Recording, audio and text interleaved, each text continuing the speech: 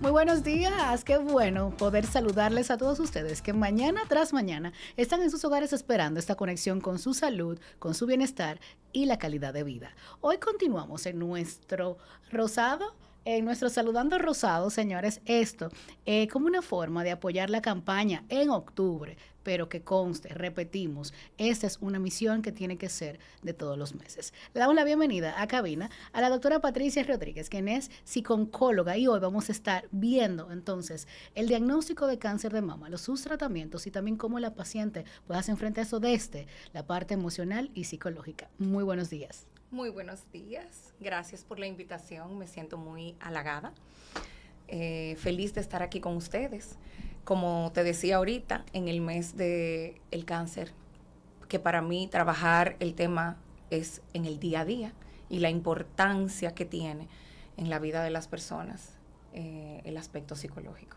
Fundamental. Halagados nosotros con que la doctora hiciera ese espacio en agenda y viniera a compartir con nosotros en este medio hoy, porque de verdad, era como usted nos decía, yo no voy mucho a los medios, entonces nosotros estamos así, como que la queremos aprovechar al máximo. Iniciamos hablando un poquito de la psico-oncología, porque de repente cada vez más tenemos más especialistas en tanto en salud emocional como en salud psicológica, pero ustedes en específico, ¿qué hacen? Bueno, la rama de psico-oncología es una rama de la psicología médica, enfocada en los pacientes oncológicos. Dentro de mi trabajo, me formé como psico-oncóloga y experta en cuidados paliativos, que es los pacientes en estado terminal o avanzado ya de enfermedad. La psico-oncología no solo va a abarcar los cuidados del paciente, la adhesión a su tratamiento, la aceptación de cambios en su estilo de vida, también el vínculo entre el médico y el paciente, la familia, el paciente y el personal sanitario. Nos involucramos en todo. Es como un equipo de fútbol, donde cada quien aporta según la posición que ocupa. Entonces, el psico-oncólogo está ahí para ser el mediador, el intérprete, el que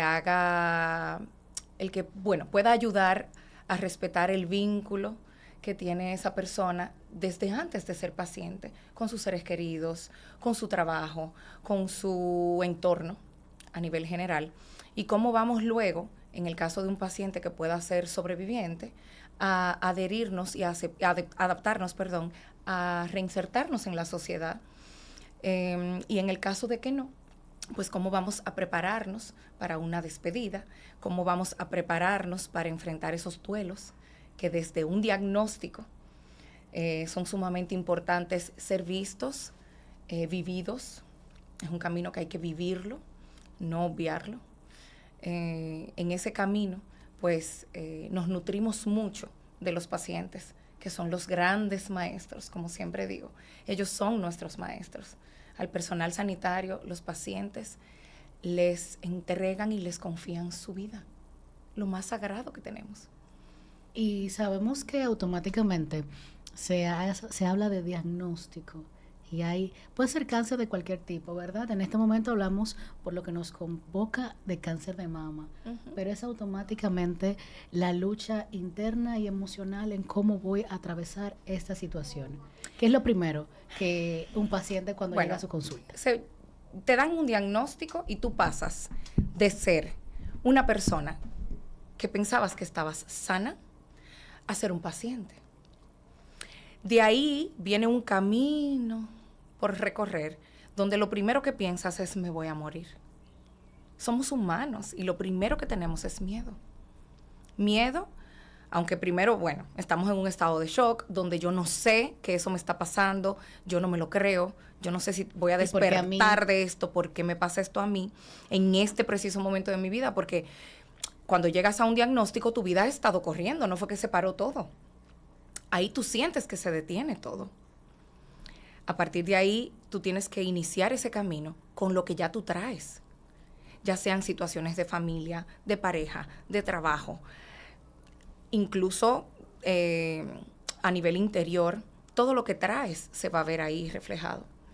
Entonces, ese proceso debe ser visto y vivido conociendo a este paciente y su vida, su realidad actual. porque es muy bueno ver en los libros el ideal de las cosas, pero no siempre enfrentamos un ideal. Hay casos donde el paciente llega y justo se acaba de casar la paciente. Está en un momento de su vida de desarrollarse, tener familia, vivir una experiencia de la edad adulta y enfrentar lo que es un cáncer en ese preciso momento, pues le trastoca absolutamente todo. Ese hecho de tener especialistas como ustedes que puedan acompañar, y es tanto lo que hemos hablado, sobre todo después de la pandemia, entiendo que valoramos más el hecho de la salud mental. Sin embargo, aún hoy sabemos que hay familias que se resisten a aceptar que podemos dejarnos acompañar de especialistas de la conducta, de las emociones, de la salud mental como ustedes. ¿Cómo abordan el tema también involucrando a los cuidadores y familiares? Bueno, en mis años de experiencia llevo ejerciendo desde el 2011, 2012 ya en ejercicio aquí en el país. Puedo decirte que mi truco para lograr que asistieran a consulta era hablar con el centro donde estoy desde entonces y decirles, miren, no podemos forzar a los pacientes diciéndoles la consulta es obligatoria y debe venir acompañado, porque ya vienen con una carga de recibir un diagnóstico, de sentirse perdidos, de no saber cómo se interpreta este lenguaje de la enfermedad. Entonces, ¿cómo vamos a lograrlo? Son requisitos, ponérselo bien light, son requisitos aquí, dejarse ver por un orientador que va a explicarle todo el proceso que usted va a vivir aquí con nosotros. Entonces es como para conocerlo mejor, poder conocer quiénes van a ser las personas que le quieren acompañar en su proceso y ver cómo le explicamos todo, que usted lo interprete y lo entienda para que se pueda adherir bien a todos sus tratamientos. Entonces le decimos es una consulta única, usted puede ir solo esa vez, como luego si le agrada, tiene ese servicio de por vida. Entonces el paciente se siente, aparte de que logramos que fuera gratuito, que al paciente se le incluya en su plan de tratamiento. Entonces, cuando el paciente llega con un familiar, o con dos, o con tres, hay pacientes que te llegan con toda la familia, en una red de apoyo masiva, lo que hacemos es explicarles que esa atención no va solo dirigida al paciente, sino que va dirigida a toda su red familiar. Porque la idea es entender que esto nos afecta, pero afecta a todos en casa. Afecta a los muchachos que están en la escuela, porque cuando mamá está enferma, todo el sistema de la casa está alterado. La alimentación, los horarios de visita, quién entra y quién sale de la casa, porque debemos cuidar a la paciente, que no se enferme, que no se contamine. Entonces, esa dinámica que los muchachos estaban viviendo como normal, deja de ser normal y debe adaptarse a cambios. A veces se provoca una madurez temprana de esos muchachos porque deben aceptar responsabilidades en la casa porque falta uno de los padres y la mamá tiene que enfrentar la enfermedad sola con sus hijos. O sea, no hay perfectos en esto. No hay un camino correcto y uno incorrecto. Es ver el núcleo familiar y ver con qué cuenta, qué herramientas y qué recursos tiene esa paciente para nosotros poder entrar con sumo cuidado y respeto en esa historia y acompañar, que se respeten sus sentimientos, sus pensamientos, que no vivamos solo de juicios y de querer hacer que los demás hagan lo que yo quiero que haga porque creo que es lo correcto. Entonces, mediar entre familias, entre la toma de decisiones. Cuando nos llegan estas familias que no quieren que el paciente sepa. Y le iba a hacer esa pregunta, sí. Eso pasa, cada vez es menos, porque las personas, gracias a Dios, estamos tratando de investigar un poquito. Más consciente, más educado. Y entendemos que el ser humano, cuando se ve en esa encrucijada de que tengo esta enfermedad, ¿me doy tratamiento o no? Casi siempre, a menos que haya un miedo terrible por algún trauma anterior, el paciente quiere vivir y quiere hacer lo que sea humanamente posible para vivir. Entonces, los miedos los vamos a enfrentar, los vamos a vivir. Las emociones tenemos que sentirlas y acompañarlos en ese camino es lo que hacemos. En ese hecho de que aquí estamos todos concentrados, escuchándola y viendo cómo usted vive toda esa parte de acompañar, y qué bonito es que los pacientes pues puedan contar con ello. Esas emociones, hablaba de los miedos, ¿cuáles son otras emociones que vive el paciente? Porque yo digo, son varias etapas. Está la etapa de que, el diagnóstico o cuando tú llegas que hay el doctor cree que puede ser, vamos a empezar un proceso de búsqueda de imágenes, de hacer laboratorios, entonces de por sí ya hay una ansiedad generada. Entonces, ¿cómo acompañamos? ¿Cuáles son esas emociones que surgen de cada proceso? Sí, justo anoche en mi negocio tenía una joven que fue a hacerse un procedimiento estético, pero este miércoles le hacen su biopsia. Y ella vivenció ahí conmigo cómo está sintiendo este camino de esperar el miércoles, o sea, mañana, para hacerse una biopsia que les recomendaron ahora después de muchísimos chequeos que siempre salían rutinarios y bien. Esta vez quieren hacer una biopsia. Y ella lo vivió con su madre, en un cáncer de mama a su madre, la cual está muy bien. Pero en ese momento, lo primero que tú tienes es ese choque de ¿por qué a mí? O sea, ¿por qué a mí no? Y es cierto que esto me está pasando. ¿Esto es una película o es real que estoy viviendo este proceso? Y sí, tengo cáncer. Entonces viene el miedo, la ansiedad a tope, los pensamientos disruptivos que empezamos a pensar todo lo negativo y siendo realistas, estamos en el derecho de pensar lo negativo, lo que no nos podemos quedar allí. La rabia, el paciente se siente con rabia, impotencia, quieren desprenderse de la enfermedad lo antes posible y te lo dicen. Yo lo que quiero es que me operen ya. Es esto ya, su miedo. Y sabemos que muchas veces no termina con la cirugía, No. que hay un nuevo camino. A veces es ahí el comienzo, sí, porque realmente el paciente nunca va a dejar de ser paciente. Aunque lo que queremos es que el paciente sea activo en su proceso. Desde que inicia eso, no es como una gripe, voy al médico, me trato 7 días de antibióticos o vitamina C y no sé qué, ya me recupero. En esto vas a ser paciente oncológico toda la vida. Aunque lo hayas superado, vas a la familia, esto como usted decía en un inicio, y tal vez hemos durado años para poder lograr lo que tenemos materialmente, profesionalmente, humanamente en pareja, y ahora se paraliza como usted dijo. Pero vamos a continuar. Yo sé que ustedes están ahí tan atentos como yo a lo que nos comparte Patricia Rodríguez, psicooncóloga. Vamos a esta primera pausa y en breve continuamos conversando con la especialista.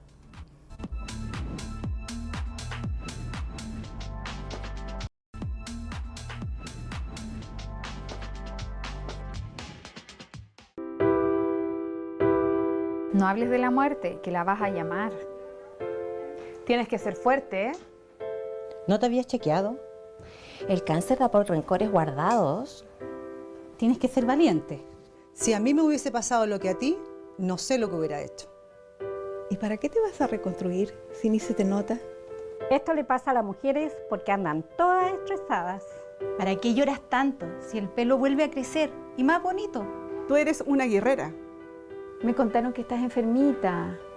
La recuperación de esto depende 100% de ti. Yo tenía una tía que tenía el mismo cáncer que tú y se murió. Qué difícil debe ser esta situación para tus padres. No llores porque te van a bajar las defensas y el cáncer se va a ramificar. Hoy que te ves linda, peladita. Tan linda y con cáncer. No tengas miedo, tienes que pensar positivo. Ay, qué lindo te queda tu turbante. Tienes harto estilo. No llores por tu pechuga. Después se reconstruye y listo. ¿Cómo estás? Es así, de esas frases que usted nos ayudará a comprender el por qué. A veces uno quisiera ni siquiera que la dijeran. Y más si uno en un estado, ¿verdad?, normal de salud, que no será una paciente como ellas están compartiendo. Lo que pasa es que el ser humano se prepara para todo, menos para recibir o enfrentar una enfermedad. Y si seguimos vivos y vivimos largo tiempo, de algo vamos a padecer o vamos a ver el padecimiento de algún familiar, de alguna condición de salud. Y saber, ir nutriéndonos sobre estos temas, nos acerca un poquito a la realidad humana y nos ayuda a tener la capacidad de acompañar sin poner juicios, de acompañar sin querer dirigir el proceso de otra persona, porque podemos haber vivido la experiencia de otro que le fue súper bien, pero las herramientas y lo que esta persona quiere en su proceso sea distinto y esté igual de bien. Entonces, poder nosotros educarnos para esta tarea, ya sea, bueno, para ponerte un ejemplo, he tenido casos de acompañantes que son cuidadores de pacientes, que luego son los pacientes. Y la vida lo que hizo fue prepararlos para enfrentar su propia enfermedad. Pero primero fueron a la silla de acompañante. Entonces, esa empatía, ese desarrollar el sentido de respetar cómo quiere el otro vivir este proceso, es importantísimo. Y el llamado, más que a que se detecten, a que se revisen, a que se chequen, yo sé que ya hay demasiada gente haciendo esa tarea. En mi enfoque es que nos preocupemos por, si ya somos pacientes, aprender sobre nuestro diagnóstico y ser el protagonista de esto. Yo le digo a mis pacientes, no pongan en un pedestal, en un busto a la enfermedad. Aquí la importante es usted. Usted y su vida, usted y su familia, usted y sus gustos, sus preferencias, sus miedos. Usted es la importante, no la enfermedad. Entonces, no andemos por la casa comiendo aparte porque el paciente le dan comida diferente. Sí. No andemos por la casa sin hablar del tema porque ya yo de ese tema no quiero hablar porque Cristo me sanó. Y es simplemente miedo a enfrentar lo que hay. La realidad. Porque sí, claro, Dios hace de todo por nosotros. Todos los días. Y si viviéramos sabiendo que Él está en control de todo, pues estaríamos un poco más tranquilos. Pero eso no es lo que ocurre con la enfermedad. Sino atravesarla entendiendo, bueno, decía una de las pacientes que nos acompañaba en esta semana especial, que ella le agradece a Dios por la ciencia. O sea, no podemos obviar de que tenemos nuestro nivel de fe y tenemos que dejarnos acompañar por los especialistas porque va a estar su trabajo. Ahí tú dijiste algo muy importante que ocurre muy frecuente en consulta y la gente no me lo cree. Cuando un paciente da las gracias por el diagnóstico, por su enfermedad. Y dicen, yo soy otra persona después que he vivido esto. Y yo siempre les digo, no le damos las gracias a la enfermedad como tal y decir, qué bueno, yo pude aprender esta lección con otra lección. Pero sí te puedo decir, no hay una de mis pacientes que no sea más bella como ser humano después de un diagnóstico, después de haber vivido este proceso, que antes. Se ven en imágenes, en fotos, y dicen, wow, no me reconozco antes así.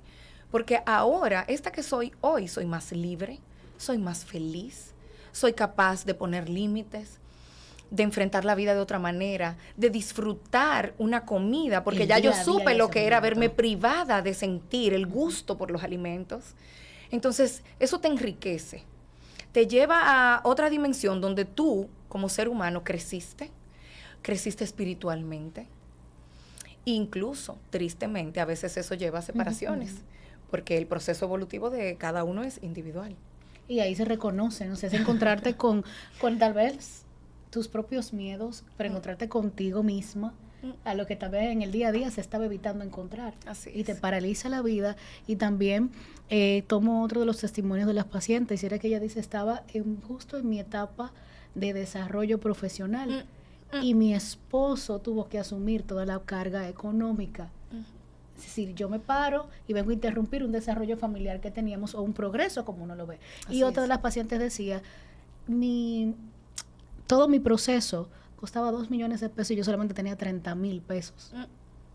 ¿Cómo entonces este sentimiento de culpa, pero también de desesperación, se puede manejar en medio de esos procesos? Sobre todo porque luego, incluso más en mujeres, porque el cáncer también da a hombres, menos común, pero también lo tenemos.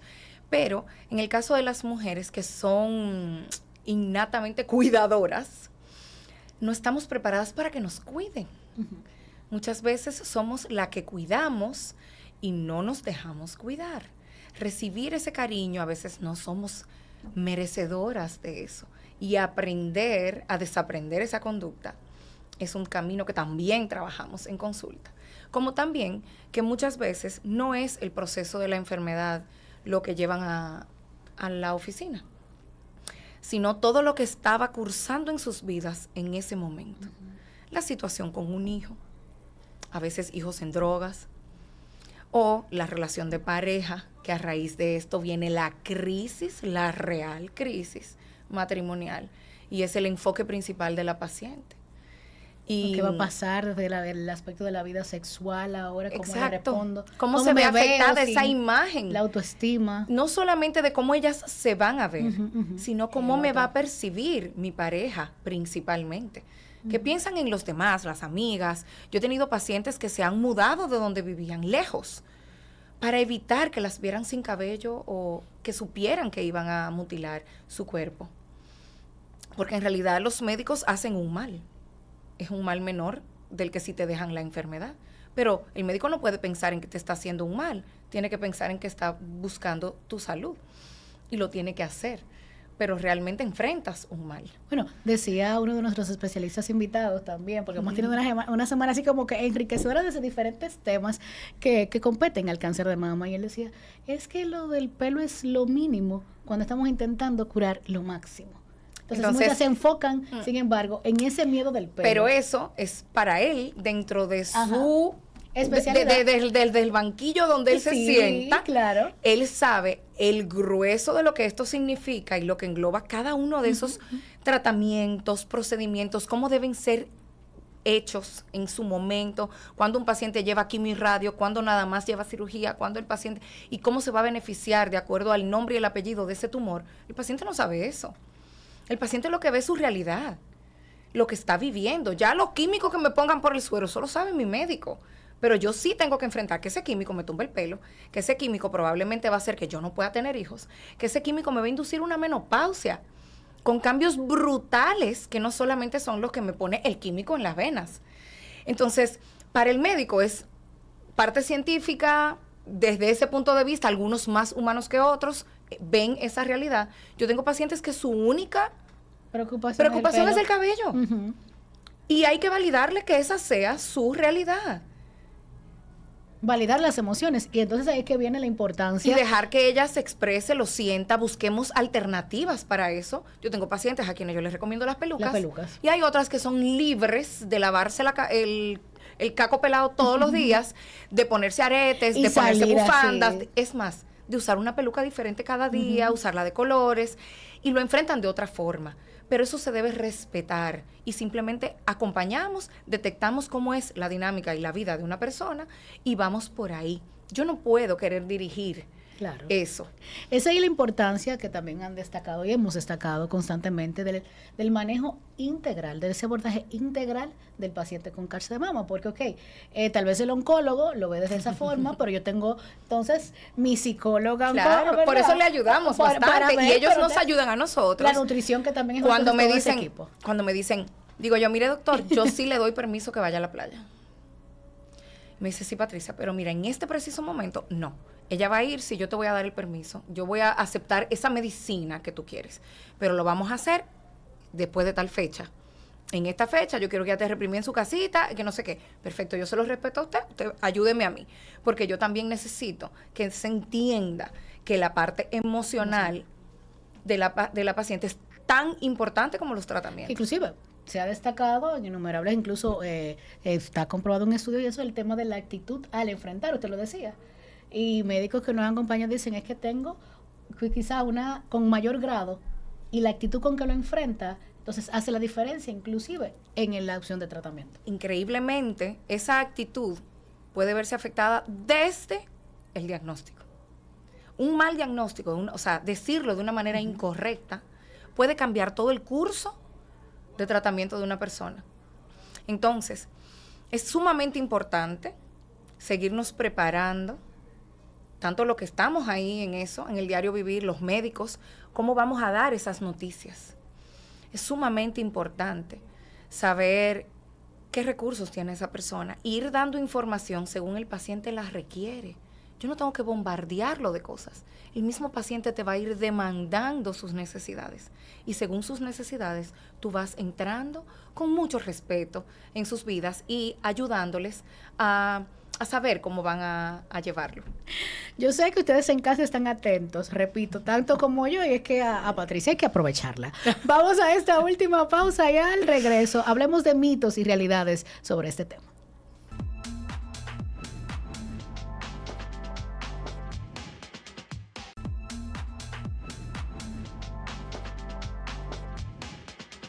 enfrentando el cáncer de mama desde una óptica de la salud emocional y mental, acompañados hoy en Saludando por Patricia Rodríguez, psico-oncóloga.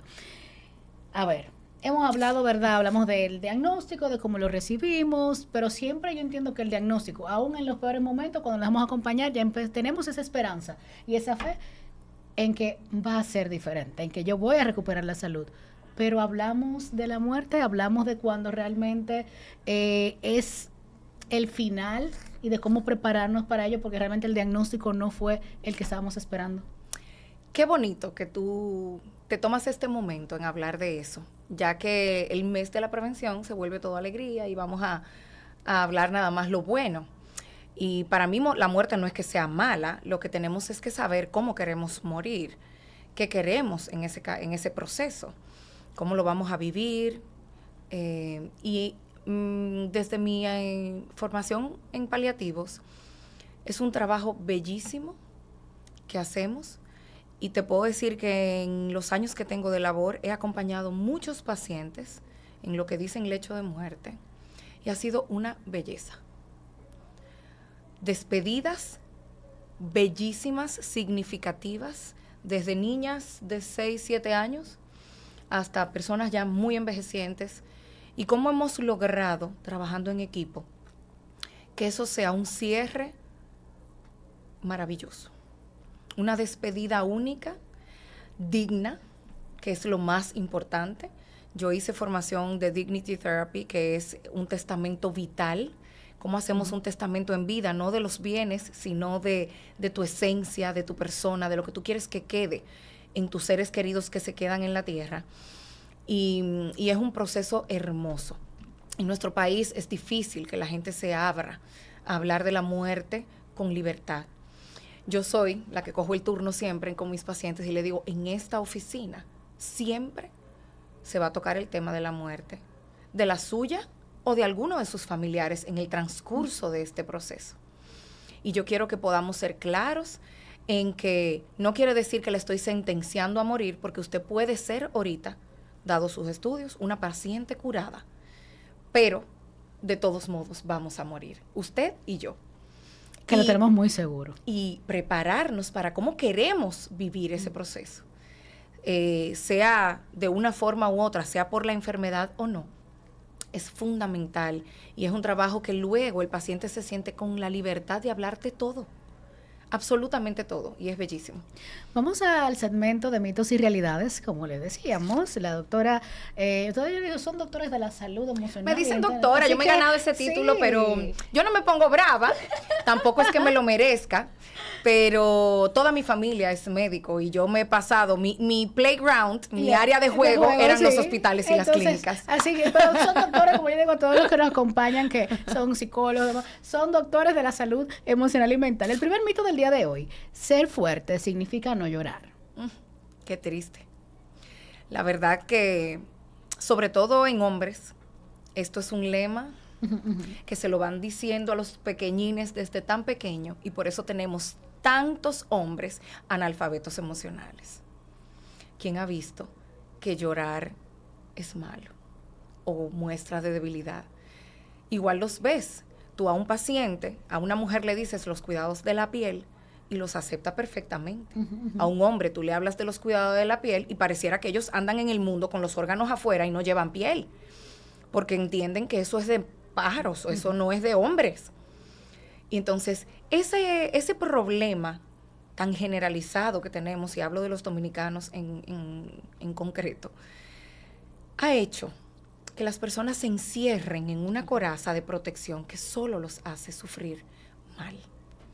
Porque nosotros los seres humanos tenemos que vivir las situaciones que nos pasan y dejar expresar nuestros sentimientos, nuestras emociones, y saber diferenciarlo, lo que pensamos de lo que sentimos. No somos máquinas. Y a veces lo creemos, a veces le exigimos de más a este cuerpo. Y a veces las conductas explosivas que tenemos son de personas que no tuvieron la apertura de expresarse. El segundo mito del día de hoy: después del cáncer, todo vuelve a ser igual. Nada vuelve a ser igual. Ya hoy es diferente que el día de ayer. Y cada día, como dicen, trae su propio afán, va a tener enseñanza para ellos y para sus familias. Si yo pudiera, te lo digo, tendría una serie de Netflix como Grey's Anatomy de las vivencias que he tenido en consulta, y cuando hablo contigo me llegan tantos flashes de vivencias familiares, y uno nota tanto la diferencia del antes y el después de un diagnóstico, de una enfermedad en casa, cómo esto transforma tocando a cada ser de manera diferente. Los duelos, las enfermedades, cada persona puede vivir todos en el mismo techo y cada uno va a tener experiencias, sintomatología, vivencias, sentimientos y pensamientos y emociones y todo que tal vez tú digas, wow, como si cada uno vivió un proceso distinto. Y no, a pesar de que en la dinámica cada quien juega el rol que el otro le permite. Tú ves que a veces hay pacientes que dicen, no, mis hijos no quieren que yo sepa, ellos son lo que saben. Y yo le digo, y usted le está jugando ese juego de que ellos creen que usted no sabe y usted sí sabe, pero le hace creer a ellos que no. Dice, bueno, para que ellos no sufran, porque realmente yo estoy preparada. Y tú te quedas como, caramba. A veces ellos creen que están ocultándole algo al paciente. Y el paciente está mucho Y el paciente, de alguna manera, se va a enterar. Y lo mejor es que lo haga de la manera más bonita, que es con sus seres queridos, siendo honestos. Y no que llegue y hablando con la claridad, y no que en la sala de espera con los pacientes le digan, ¿y cuál es el cáncer suyo? Y usted queda como, ¿cáncer? Yo no estoy aquí por un cáncer, a mí me están estudiando. No, usted tiene cáncer porque usted está aquí, y esto es un oncológico. Sí. Pacientes que se quedan sorprendidos. Y lo peor es eso, cuando un paciente siente que le han mentido o le han ocultado. Cuando usted está en todo su derecho, porque papá Dios nos prestó este cuerpo para que hagamos por él lo mejor. Entonces, sin conocimiento no lo puedo hacer. En esta parte final, es mucho lo que nos queda por conversar. Ya la comprometimos fuera del aire que regresa, o sea, saludando. Yo decía, no voy mucho, ahora va a venir más. Patricia, ¿cómo ustedes manejan el enfrentar tantas historias donde no siempre los resultados, como hablábamos, son las mejores, y aún pueden ser positivos los resultados? Sabemos que hay momentos en los que ustedes pues también son humanos y tienen que serlo y con esto tu mensaje final. Desde que estudié, yo agradezco tanto el haber estudiado esta profesión. Me pude inclinar por una que fuera más remunerativa, porque acuérdate que el paciente oncológico está agotado económicamente, y a mí eso ya no me significa una preocupación. Disfruto con pasión lo que hago. Y te puedo decir que el día que yo no vea a un paciente como si fuera un familiar mío o yo misma, no trabajo más. Porque te dicen, no, en el camino tú aprendes a endureces tu corazón, me decían. O vas a aprender a que eso no te duela. Pero si eso deja de pasar, yo trabajo con máquinas, yo me dedico a arreglar aparatos que no hablan, ni sienten, ni padecen. Y no a eso, porque señores, cuidamos las plantas en la casa, le hablamos, las cuidamos, las mimamos. ¿Cómo no lo vamos a hacer con los seres humanos, sintiendo su padecer? Entonces, en este camino te puedo decir que en mis años de experiencia me tuve que tomar momentos de salirme, a ventilar, a sanar, a reconstruirme, donde tuve que decirle a mi jefe, mire, me voy un mes fuera del país, porque yo inicié como especialista de piel, yo me fui a estudiar eso. Y en una situación que tuve regreso y digo, no, es psicóloga que yo voy a hacer. Y yo voy a ayudar a la gente, yo no quiero cortarle la pierna. Me decían, pero es médico que tú tienes que ser, porque tú has vivido en clínica de hospital. Yo no, es que a mí no me interesa resolverle el mal físico. Sino el mal hecho. Yo quiero acompañarlos en cuando están con el mal físico, en ese proceso de adaptarse a eso, al infarto, a cortarle una pierna, a su diagnóstico y su enfermedad. Entonces, cuando vemos esto, nos tenemos que hacer una pausa de vez en cuando para limpiar dentro, para poder continuar. Porque sí que es verdad que uno se quita la bata y dice, bueno, ya a partir de ahora no soy la psicóloga, soy el ser humano que siente y padece y enfrento mis situaciones personales en el día a día, y no soy la psicóloga, porque a veces te dicen, al que es psicólogo siempre le dicen, y tú te equivocas porque se supone que tú eres psicóloga, como que tú te lo sabes todo, y en tu vida no es así. No queremos despedir sin tu mensaje final en un minutito. Bueno, para mí lo importante de todo esto es que sepamos que somos humanos y que dentro de nuestra humanidad somos perfectamente imperfectos. Saber, aprender, educarnos en este camino es importantísimo, como les decía ahorita. Todos vamos a padecer de algo y prepararnos para ello es fundamental. Patricia, gracias por acompañarnos en este Saludando del día de hoy. Te podemos seguir en las redes sociales, tienes... Bueno, es variada mis redes sociales. Es como toda psicóloga orgánica, hay de todo. Me pueden seguir, sí. Entonces ya saben, ustedes no se olviden de seguirnos a nosotros como Saludando RD con @D. Y antes de despedirme, recuerden que mis outfits, así totalmente rosa esta semana, pues son gracias a Vicky Modas, ubicado en el Hospital Metropolitano de Santiago, en el 2º nivel. A ustedes gracias por el favor de su sintonía y a cuidarnos desde aquí adentro y también desde la parte física. Será hasta la próxima. Déjame llorar, eso no hará que mi cáncer avance. Acompáñame. Déjame hablar de mis miedos, eso no los hará necesariamente realidad. Escúchame. No critiques mi tratamiento médico, más que nunca necesito confiar en él. No me presiones a vivir mi enfermedad como una guerra. Ayúdame a enfrentarla informada y acompañada. No me fuerces a ser valiente. En mi fragilidad también está mi fortaleza. Vivamos el cáncer juntos, vivamos la vida juntos.